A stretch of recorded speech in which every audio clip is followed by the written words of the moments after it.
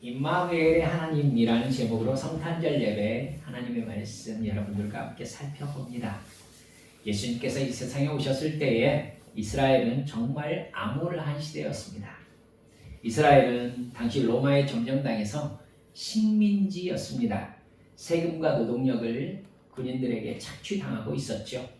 그 상황은 유대인들에게는 특별히 더 고통스러운 일이었습니다.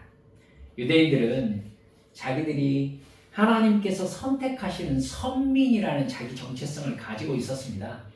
여러분, 오죽하면 이방인들을 개와 같은 동급으로 여길 만큼 그들은 철저하게 선민 의식에 붙잡혀 있었던 사람들입니다.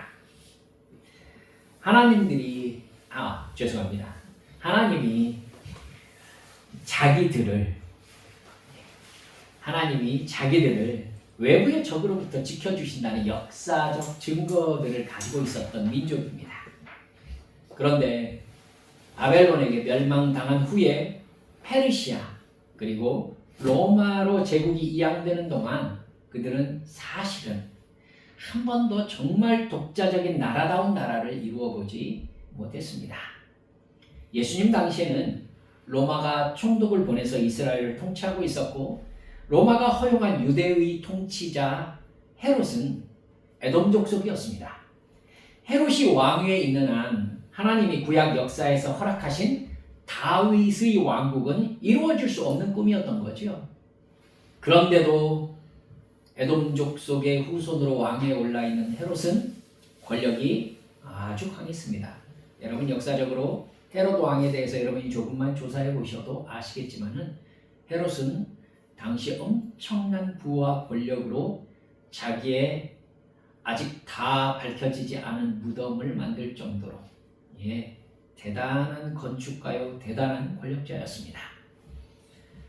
여러분, 그 돈이 어디에서 나왔겠습니까? 유대 민족에게서 착취한 것이었죠.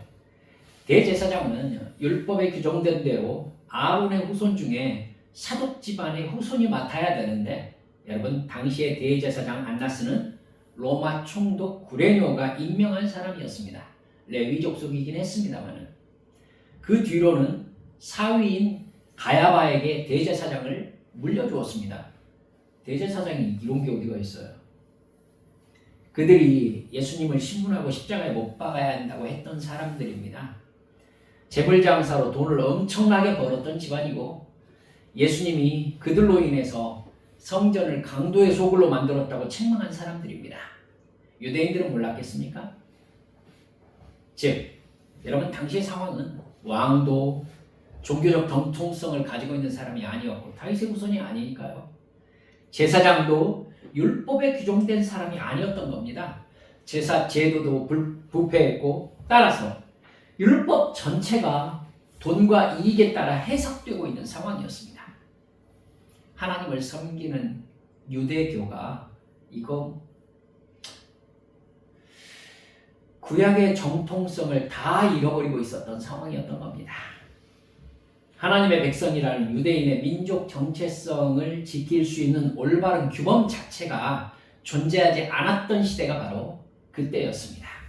마치 우리나라에 일제시대 일본이 쳐들어와서 이름까지 일본식으로 바꾸고 머리카락을 자를 때에 우리나라가 일본화되면서 무엇으로 대한민국 국민이라는 걸 증명할 수 있느냐는 정체성 문제가 불거졌듯이, 여러분, 그때도 도대체 우리가 유대인이라는 증거가 무엇인가 라는 고민이 유대민족 사이에서 일어났던 시대인 겁니다. 유대인들은 로마인들을 미워했지만 대항할 수 있는 군사적 옵션이나 정치적 구심점이 전혀 없었습니다. 그들은 결국 하나님이라는 신이 계시는가? 율법은 지키고 있는데 하나님이 계신 증거는 없는 거예요. 율법을 지키는 민족인데 하나님의 선택하신 선민이라는 눈에 보이는 증거는 아무것도 없다라고 느끼고 있는 상황인 겁니다. 하나님이 정말 살아계신 신이시라면, 우리 민족의 신이시라면 정말 무엇을 하고 계시는가? 정말 우리가 선택받은 민족인가? 구약의 그 하나님은 지금도 존재하시는가? 아마 고민이 되게 많았을 것입니다. 그때 예수님께서 이 세상에 오신 것입니다. 예수님께서 오신 상황을 깊이 생각하시기 바랍니다. 그 시대적 상황에 예수님이 오셔서 내가 구약에 예언된 메시아다, 그리스도, 하나님의 아들이다, 이렇게 자기를 드러냈다고 해보십시다. 그러면 유대인들의 머릿속에는 뭐가 생각나겠어요? 당연히 유대인들은 로마와 싸워서 이스라엘을 정치적으로 회복할 사람인가, 군사적 옵션을 행사할 수 있는 사람인가를 생각할 수밖에 없는 거예요. 여러분, 일제시대 때 우리나라에 누군가가 내가 구원자다 라고 나타났다고 해보십시다. 그러면 사람들은 그 사람이 진짜 구원자라고 얘기한다면 그 사람이 뭐 하기를 기대하겠어요? 당연히 일본과 싸워서 나라를 회복하기를 기대하겠죠. 여러분, 똑같은 상황이라는 걸 생각하셔야 됩니다. 그러나 예수님은 출생부터 로마와 대항해서 이스라엘을 정치적으로 해방시킬 만한 사람이 전혀 아니었습니다. 이름 없는 나사렛 목수 요셉의 아들로 태어났습니다. 심지어 마구간에서 출생한 것이죠. 여러분, 성경 사복음서에서 예수님의 출생을 기록하고 있는 성경은 마태복음과 누가복음밖에 없습니다. 마가복음과 요한복음은 출생 자체를 기록을 안 하고 있어요. 그러면 의도가 있다라는 생각 할 만하시지 않습니까? 똑같은 복음서인데, 그렇죠? 여러분, 그 중에 누가복음은 예수님의 출생에 대해서 가장 자세히 기록하고 있는 성경입니다. 예수님이 하나님의 아들이신 증거를 태어났을 때부터 일어난 사건들을 기록함으로 우리에게 알려주는 게 누가복음입니다.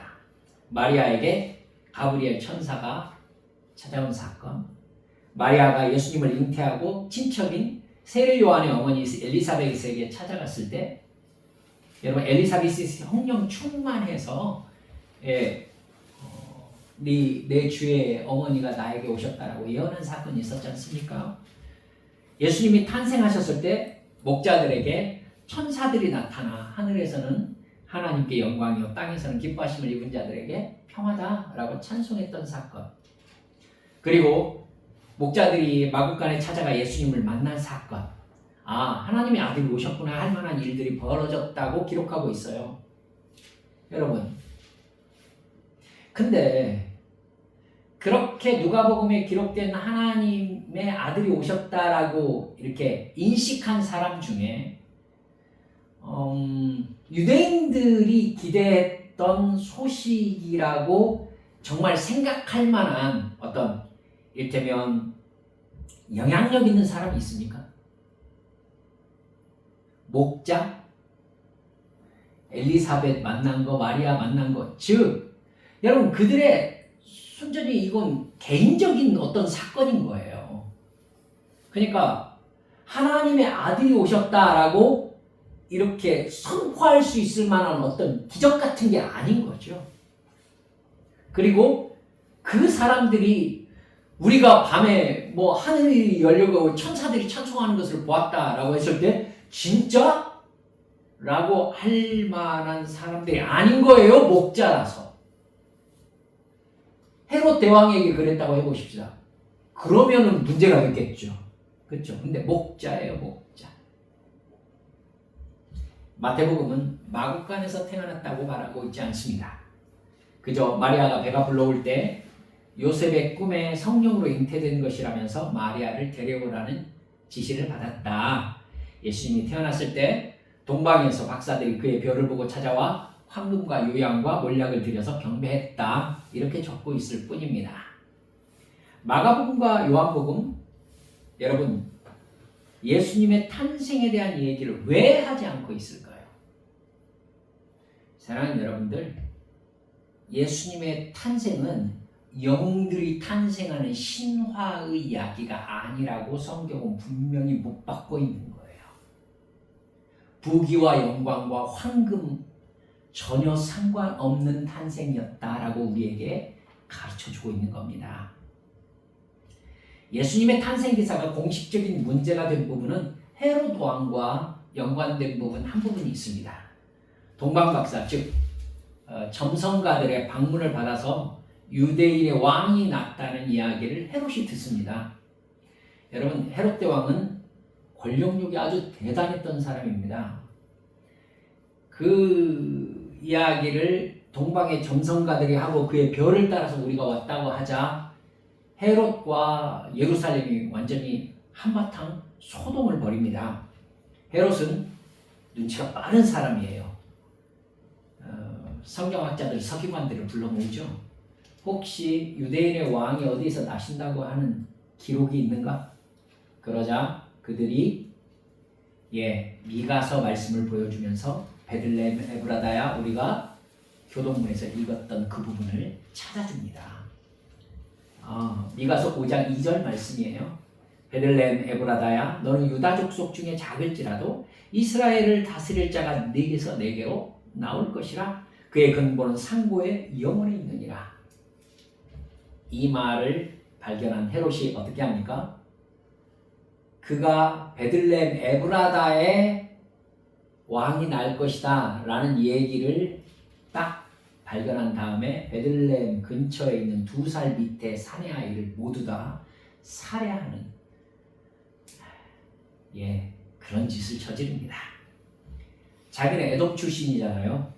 유다족 속의 다윗 왕가에서 왕이 나온다는 것은 자기 헤롯 왕가가 끝난다는 뜻이기 때문에 여러분, 혹여라도 있을 법한 싹을 없애버린 것입니다.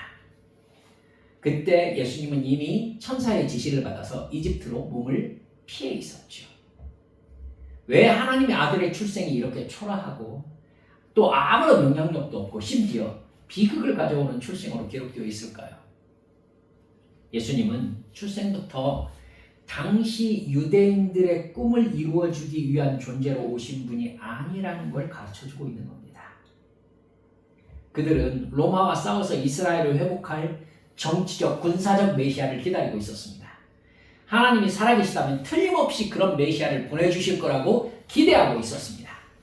그러기에 그들이 기대한 메시아의 탄생은 이렇게 초라하면 안 되었습니다. 압도적인 하나님의 임재가 나타나는 기적적인 출생이어야 했죠.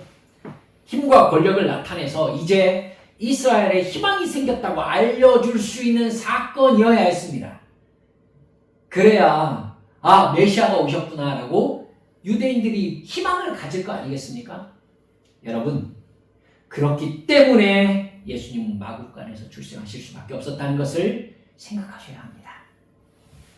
전혀 알려지지 않은 요셉과 마리아라는 사람에게 감추어진 존재로 오셔야 했던 겁니다. 아무도 주목하지 않은, 그래서 아무도 기억하지 못하는 출생이어야 했습니다. 예수님은 유대인들의 육체적인 소원을 이루어주기 위해서 오신 것이 아니기 때문이었습니다. 예수님이 이 세상에 오신 이유가 무엇입니까? 당시 모든 사람들이 하나님 앞에 기도하면서 기다렸던 그 기도, 하나님께서 전혀 하시고 싶은 일이 아니셨다는 사실을 여러분 주목하셔야 합니다.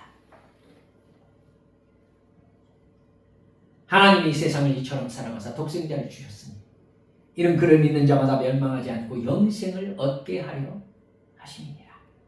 바로 이 목적을 위해서 예수님이 오셨던 겁니다. 예수님은 죄의 값은 사망이다. 너희가 정령 죽을 것이다. 이 죄에 대한 하나님의 저주를 당신의 십자가 희생으로 대신 성취하기 위해서, 사람들의 죄를 대신해서 십자가에서 죽으시기 위해서 이 세상에 탄생했던 겁니다. 예수님의 대속의 죽음을 믿는 사람들은 죄사함을 받게 되고 하나님의 자녀가 되어서 영생을 받게 하는 것이 하나님의 목적이었습니다. 그래서 그런 예수님에 대해서 구약에서 가장 정확하게, 가장 확실하게, 가장 눈으로 보는 듯이 예언하고 있는 이사야 53장 말씀, 이렇게 예수님에 대해서 기록합니다. 우리가 전하는 것을 누가 믿었느냐? 여호와의 팔이 누구에게 나타났느냐? 그는 주 앞에서 자라나기를 연한 순 같고 마른 땅에서 나온 뿌리 같아서 고운 모양도 없고 풍채도 없은즉 우리가 보기에 흠모할 만한 아름다운 것이 없도다. 그는 멸시를 받아 사람들에게 버림받았으며 간고를 많이 겪었으며 질고를 아는 자라. 마치 사람들이 그에게서 얼굴을 가리는 것 같이 멸시를 당하였고 우리도 그를 귀히 여기지 아니하였도다. 그는 실로 우리의 질고를 지고 우리의 슬픔을 당하였거늘 우리는 생각하기를 그는 징벌을 받아 하나님께 맞으며 고난을 당한다 하였노라. 그가 찔림은 우리의 허물 때문이요 그가 상함은 우리의 죄악 때문이라. 그가 징계를 받음으로 우리는 평안을 누리고 그가 채찍에 맞음으로 우리는 나음을 받았도다. 우리는 다 양 같아서 그릇 행하여 각기 제 길로 갔거늘 여호와께서는 우리 무리의 죄악을 그에게 담당시키셨도다. 십자가를 보는 것처럼 적어놓고 있지 않습니까? 하지만 예수님 당시 사람들 중에 누가 이런 메시아를 바랐겠습니까? 누가 이런 그리스도를 원하겠냐고요? 그들은 병자를 고치고 말씀을 가르치면서 회개하라고 외치는 예수님에게 소리 지르고 싶었을 것입니다. 그래. 하지만 내가 기다린 메시아는 이게 아니었다고. 나는 그분이 오셔서 내가 바라는 대로 로마와 싸워서 이스라엘 나라를 회복하실 거라고 믿었다고. 이게 애국이잖아? 이게 유대인이잖아? 정치를 봐. 종교를 봐. 내 상태를 봐. 이게 무슨 하나님의 나라고. 이게 무슨 하나님의 백성이야. 정말 하나님이 살아계시다면 우리를 불쌍히 여겨서 적어도 하나님의 백성으로 떳떳하게 살 수 있게 해주셔야 되는 게 아니야?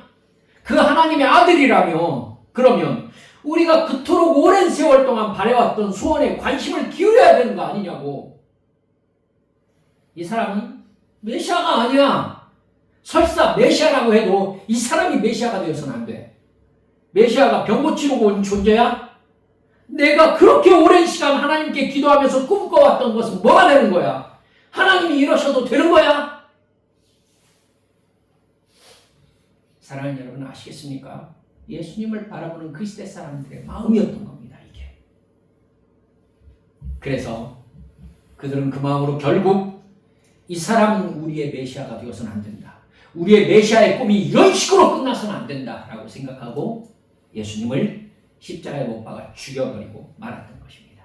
제거했던 것이죠, 메시아를. 예수님의 제자들, 제가 맨 처음에 말씀드렸던 그 마음으로 예수님을 따라다녔다가 십자가를 향해 가는 예수님의 모습을 보고 모두 다 예수님을 버리고 도망하니라 성경이 기록하고 있습니다. 그럴 수밖에 없었어요. 그들이 바라는 메시아는 그런 메시아가 아니었기 때문입니다. 예수님은 당시 사람들이 소망하고 기다리던 메시아와 완전하게 다른 모습으로 이 세상에 오셨습니다. 뿐만 아니라 당시 사람들이 메시아에게 전혀 바라지 않았던 모습으로 사셨고 또 죽으셨습니다. 예수님은 태생부터 당시 사람들이 기대하던 메시아가 아니었던 겁니다. 여러분, 그러기에 그 시대 사람들이 예수님께 하나님 아버지께 버림받았다는 것도 기억하셔야 합니다. 사랑하는 여러분, 예수님이 십자가에 죽으신 것이 AD 30년 경이라고 해보십시다. 예수님이 십자가에 못 박혀 돌아가시는 것을 본 사람들이 살아있는 AD 70년 그때 로마의 티투스가 예루살렘에 침입해서 성전을 모두 다 불태워버렸고 성전 안에서부터 성전 바깥까지 유대인들을 싸그리 학살하기 시작했습니다. 그리고 결국은 마사다 전투에서 그들은 최후의 군대까지 모두 다 잃고 완전하게 전멸했습니다.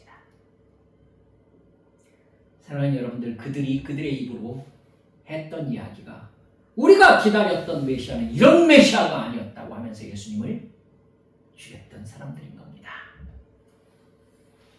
사랑하는 여러분들, 이 모습이 지금 교회를 다니는 지금 성탄을 맞이하는 우리들에게 어떻게 비추는지 여러분들과 함께 저는 고민해 보고 싶은 겁니다. 우리는 왜 교회에 다닙니까? 무엇을 바라고 있습니까? 왜 우리는 예수님의 탄생을 축하합니까? 예수님 당시에 살고 있었던 유대인들과 다른 마음이라고 확실하게 말씀하실 수 있습니까?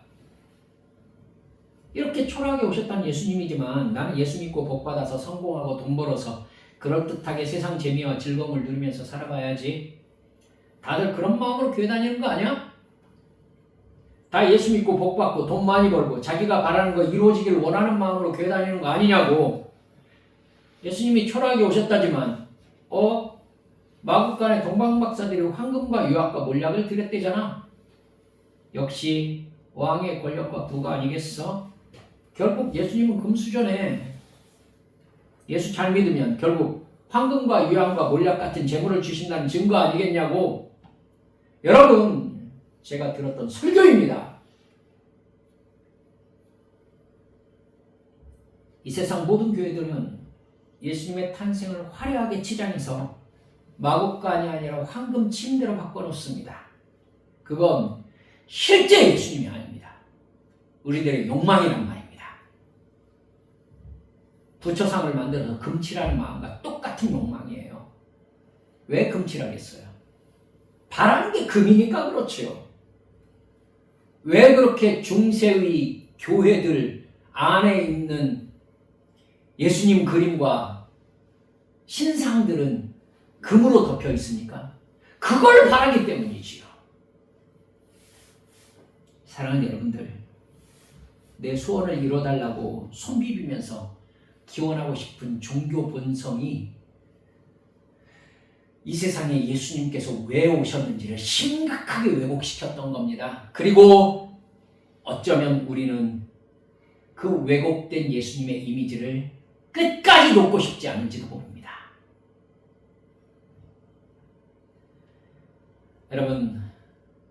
여러분 어떻습니까? 심지어 때로는 우리 예수님께 이렇게 말씀드리고 싶지 않은지 모르겠습니다. 뭐요? 뭐가 필요해요? 회개하라고요? 내가 잘못했다고 말해요? 잘못했어요. 울어요? 불쌍한 표정 지어요? 알았어요. 다 할게요. 그러니까 돈 좀 주세요. 내 소원 좀 이뤄주세요. 여러분, 이 마음으로 교회 다니고 있는 사람 없을 것 같습니까?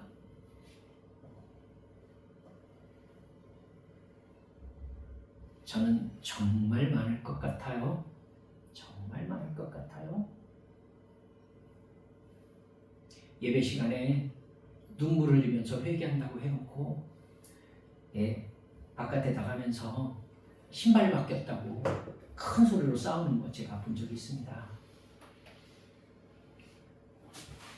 사랑하는 여러분들, 예수님께서 우리에게 말씀하셨어요. 누구든지 나를 따라오려거든 자기를 부인하고 자기 십자가를 지고 나를 따를 것이니라. 너의 욕심이 죄를 낳고 그 죄가 자라서 너를 영원한 죽음으로 끌고 갈 것이다. 사랑하는 여러분들, 적당히 하고 마실 줄 알았더니 성령 충만 받아서 이 세상의 욕망과 즐거움을 바라는 내 죄성을 부인해야 된다는 거예요. 이 세상에 살면서 저 영원한 천국을 소망하며 하나님을 사랑하고 이웃을 사랑하라는 거예요. 내 옆집에 누가 사는지도 모르는데. 네. 그러다가 정말 힘들고 어려운 상황이 되었을 때 폭발하는 겁니다. 이게 뭐예요? 이러려고 교회 다녀요? 아니, 나는 적당히 하면 하나님께서 나에게 복을 주셔서 내가 바라는 거 이루어진다는 말을 듣고 싶다고요. 언제까지 천국, 지옥, 구원, 영생 이러고 있냐고. 나도 믿는다고. 사랑하는 한빛가족 여러분들, 그 마음으로 유대인들이 예수님을 십자가에 못 박았다는 것을 잊지 말아 주시길 바랍니다. 제가 말씀을 선포하는 목사로서 정말 이 복음 앞에서 하나님께서 가지라고 말씀하시는 그 마음을 갖게 되기까지 얼마나 오랜 시간이 걸렸는지, 얼마나 고민을 했는지 여러분 모르실 거예요. 그래서 제가 여러분들 기쁘다 구주 오셨네, 너무 행복하게 웃고 맛있는 거 먹을 그런 크리스마스 때 여러분들께 이렇게 좀 불편할 만한 설교를 거침없이 드리고 있는 겁니다.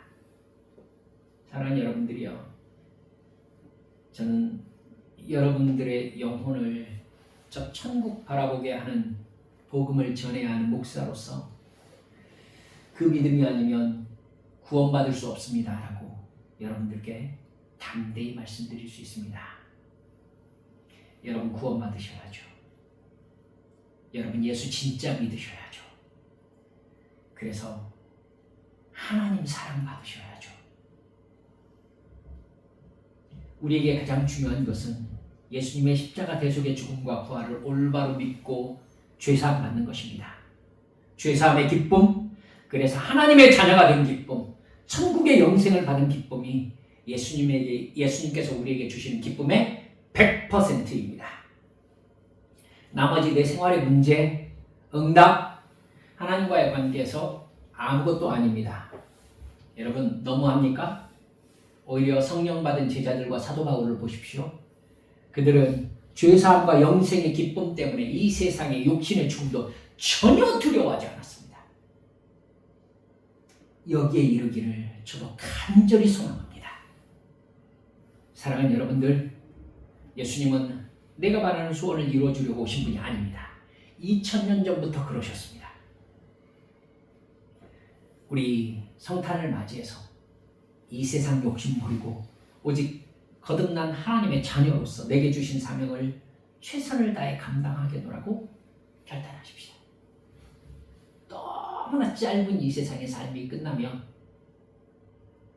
여러분 우리는 저 영원한 시간 앞에 서게 될 것입니다. 그때 내가 이 세상에서 살았던 시간 정말로 제대로 살았거나 정말 천추의 한을 남기고 영원토록 후회하거나 둘 중에 하나일 거예요. 여러분, 제가 요 근래 죽음에 대해서 생각할 일들이 제법 좀 있는 것 같습니다. 사랑하는 여러분들이요, 죽음이 우리 눈앞에 다가오고 영원의 시간이 열린다면 우리는 가장 중요하게 생각해야 될 게 죽음 앞에서 내가 내 인생의 가치가 올바른 것이었다고 평가받느냐, 바로 이것입니다. 여러분 불편하시지 않을 거라고 저는 믿습니다. 여러분 이게 복음입니다. 예수님께서 여기 얘기를 하시려고 이 세상에 오신 것입니다. 그래서 예수님께서는 이 세상에 오셔서 회개하라, 천국이 가까웠느니라 이렇게 말씀하셨습니다. 여러 가지 해석하시지만 저는 예수님께서 그 말씀을 너희 앞에 죽음이 다가왔다 라는 의미도 포함되어 있다고 생각하는 편입니다. 사랑하는 여러분들이요, 저는 제가 40살 정도 되면 천국에 가 있을 줄 알았어요. 기도를 너무 열심히 했기 때문에. 근데 50을 넘어 살고 있습니다. 죽음이 다가오고 있습니다. 그 앞에서 내가 누구로 죽음 앞에 서느냐, 이게 저의 인생의 가장 중요한 문제입니다. 제가 여러분들 재밌게 하고 박수치게 하고 즐겁고 행복한 설교 말씀 드려가지고 우리 목사님 너무 재밌어요. 이 얘기 제가 못 들을 것 같습니까? 들을 수 있습니다. 제가 그거 정말 잘했던 사람입니다. 하지만 그렇게 하고 우리 주님 앞에 섰을 때 주님께서 너는 내 앞에서는 누구였어? 라고 물어보실 그 질문 때문에 그렇게 못하고 있는 겁니다. 사랑하는 여러분들, 나에게 주신 구원의 은혜에 믿음으로 응답하여 말씀에 순종하는 삶 살겠다고 성탄절에 결단하시기 바랍니다. 내 소원이 하나님의 소원이 되게 해달라고, 성령 충만을 나에게 부어주시라고.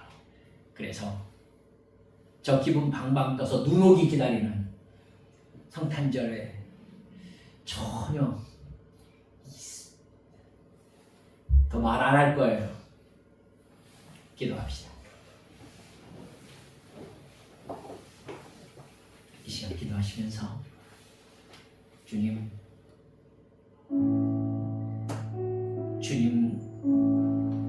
어쩌면 주님은 오시자마자 죽음이라는 현실과 맞부딪혀있음을 제가 압니다.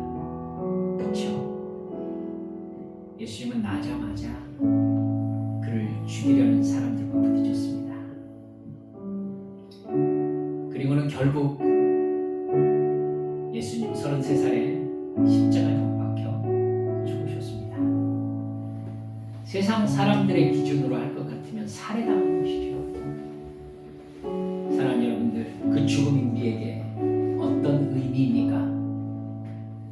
나는 내 죄를 대속해서 죽으신 예수님을 정말 믿고 있습니까? 그래서 그 예수님을 마음에 모시고